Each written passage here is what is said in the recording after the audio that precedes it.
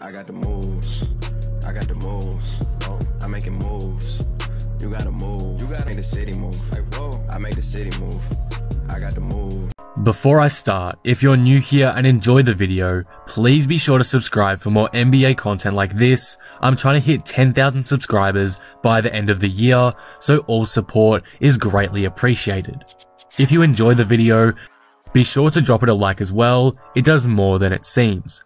Anyway, without wasting any more time, in today's video, I'm going to be looking at 5 players that may be on the trading block this summer, as well as looking at some potential trade scenarios involving them.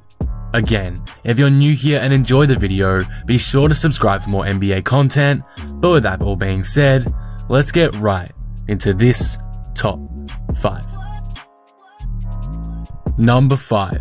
Kyle Lowry and Ben Simmons. Okay, I'm gonna start this video off with a pretty unrealistic trade, but there have been a lot of rumors surrounding this trade scenario in the last few days, so I thought I'd at least discuss it somewhat in today's video.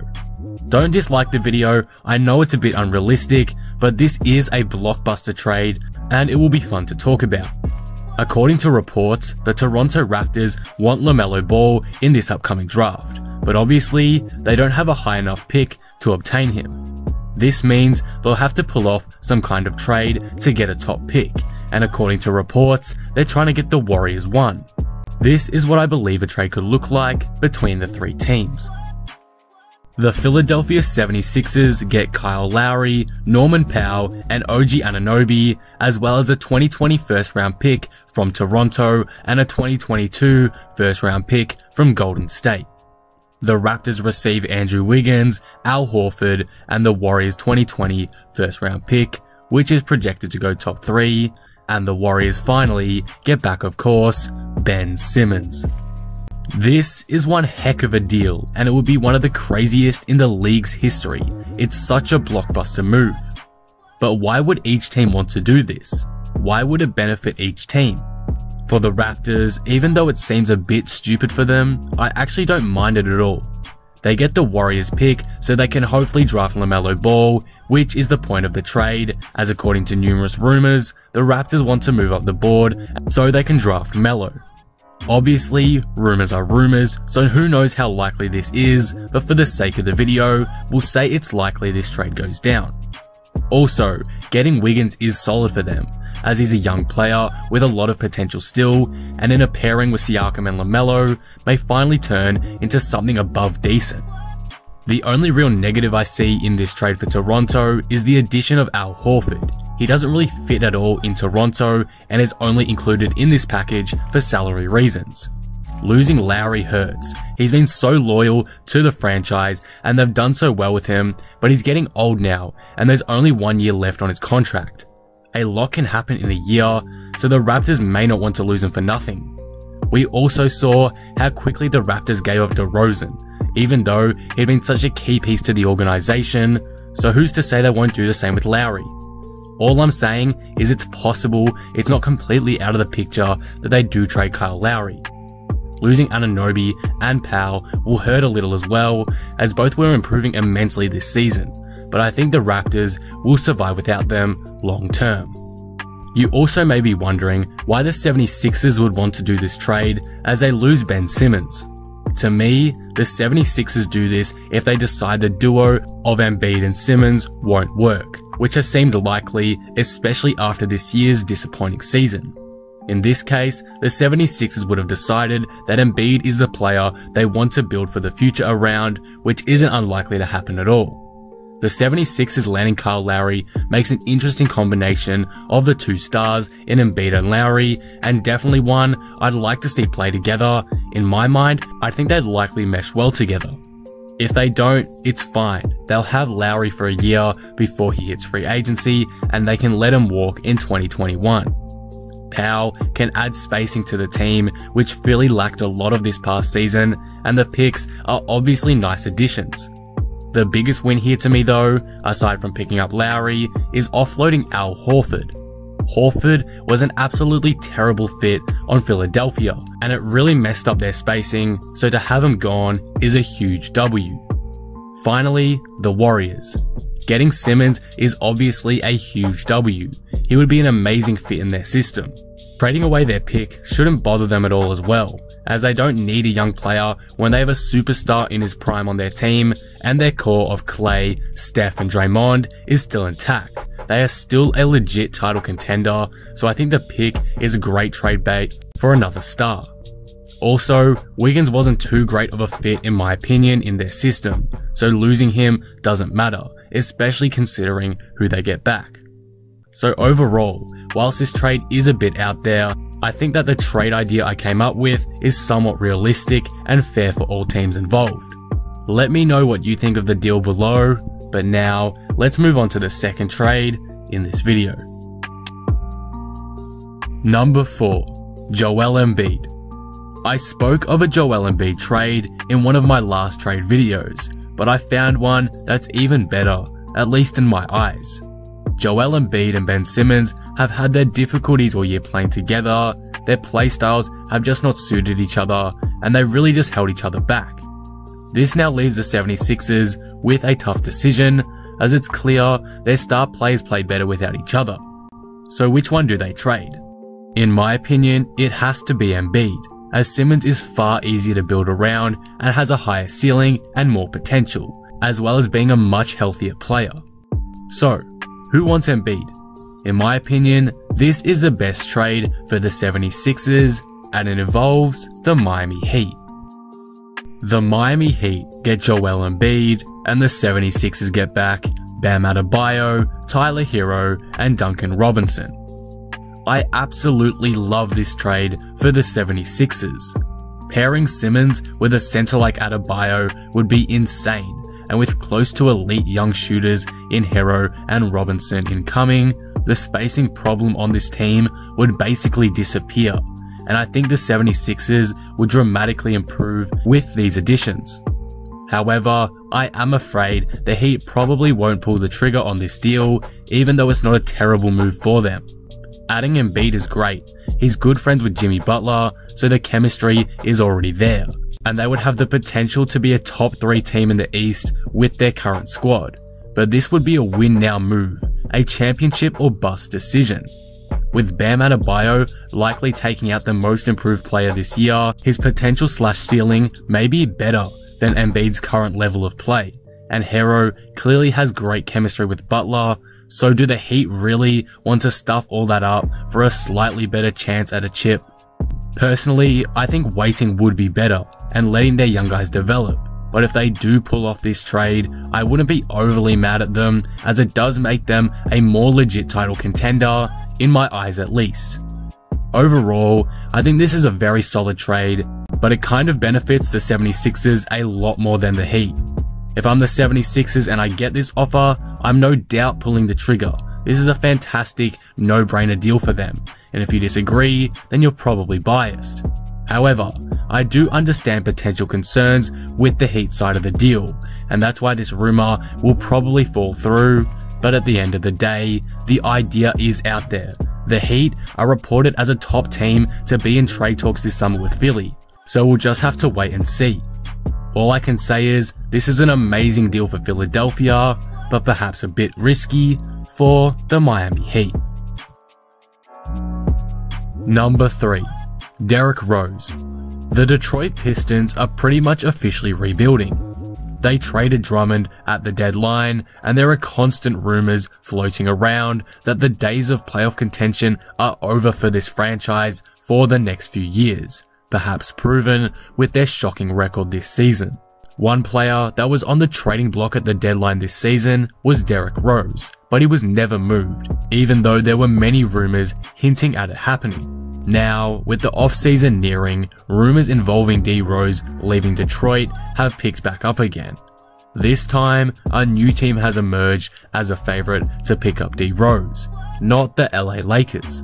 It's the Philadelphia 76ers, and this is what a potential trade could look like between these two teams. The Detroit Pistons trade away Derrick Rose and Bruce Brown to the Philadelphia 76ers for Josh Richardson, Alec Burks, and some draft picks. I don't mind this trade for Detroit.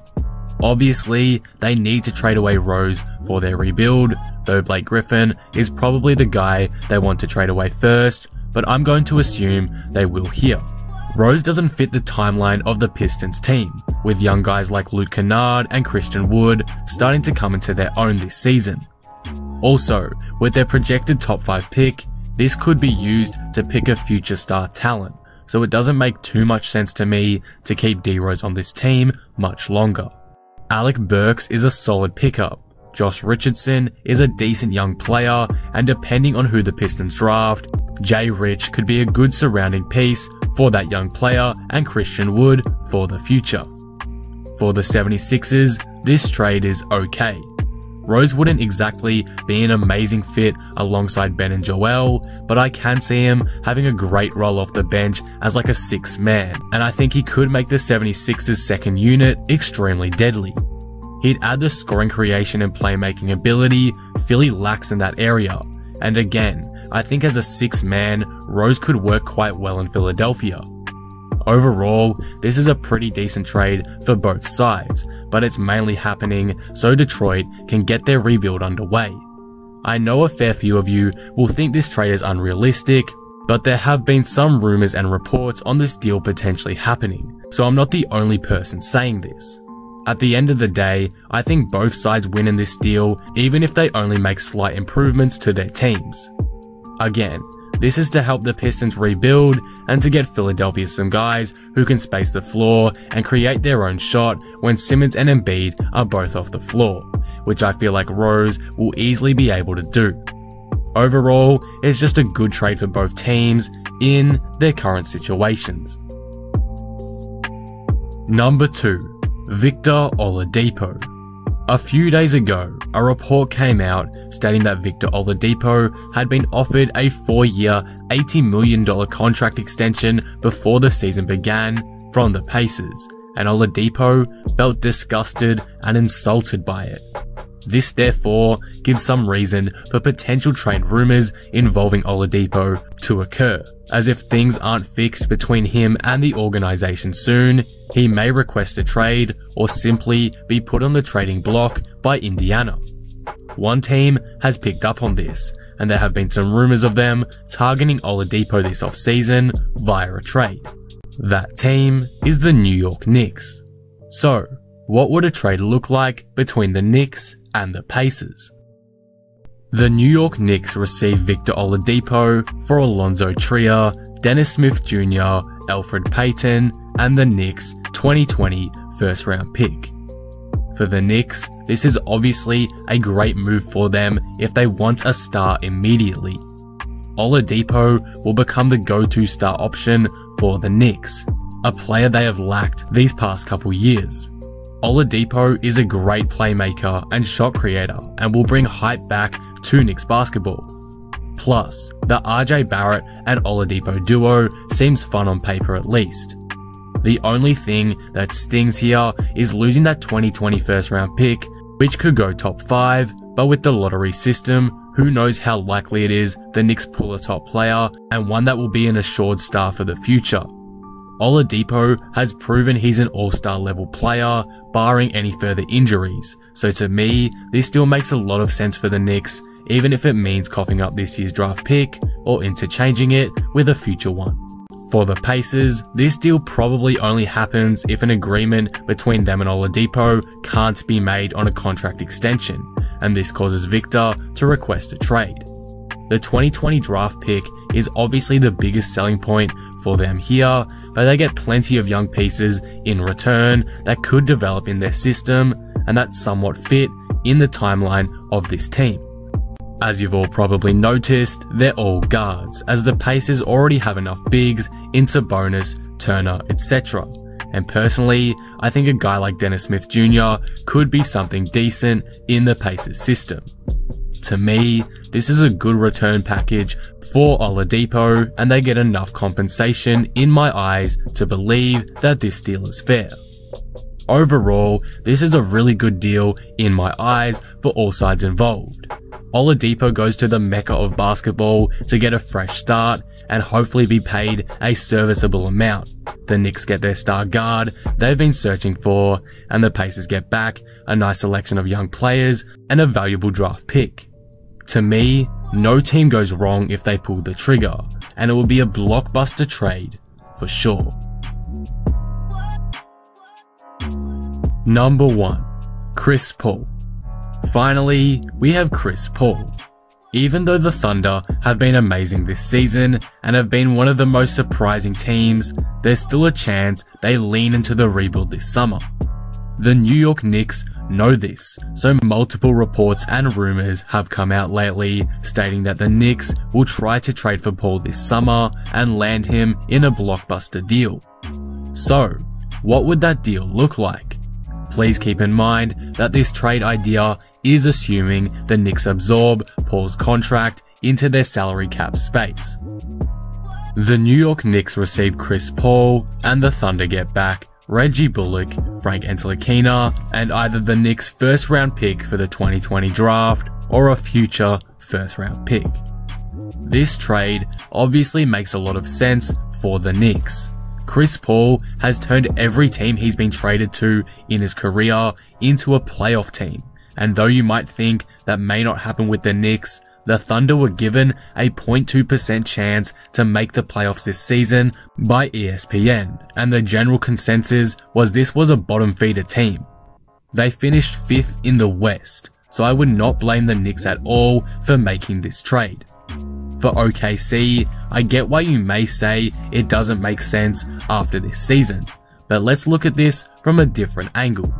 Chris Paul is 34, 35 next season, and compared to a lot of players on OKC, he doesn't really fit the timeline of the team. Though the chemistry there is great, the NBA is a business, and if OKC think the best way for them to get back to the top of the ranks is through a rebuild, it's what they'll choose to do, which probably means Chris Paul is on the trading blocks. All I'm trying to say is, don't think this is not possible, because it certainly is. The return package is solid for OKC. Obviously, the draft picks are the most valuable here, but a guy like Ntilikina isn't a bad pickup, and he may be decent in OKC. All he may need is a fresh start away from the bright lights of New York. Overall, this would be a no-brainer move for New York, in my opinion. They get the star they've desperately been needing, and CP3 has always turned a team into a playoff contender, so the Knicks with him could be a legit 8th seed contender. The Thunder would officially lean into the rebuild and get back some decent compensation, but in my opinion, the draft pick is again the big seller here.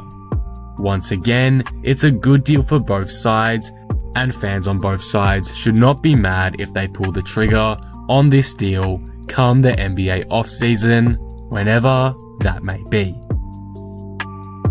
And that will conclude the video. What do you guys think of these trades? Are they realistic to you, or are they a bit too far-fetched? Who's most likely to get traded on this list? Let me know all your thoughts on these trades down in the comments below.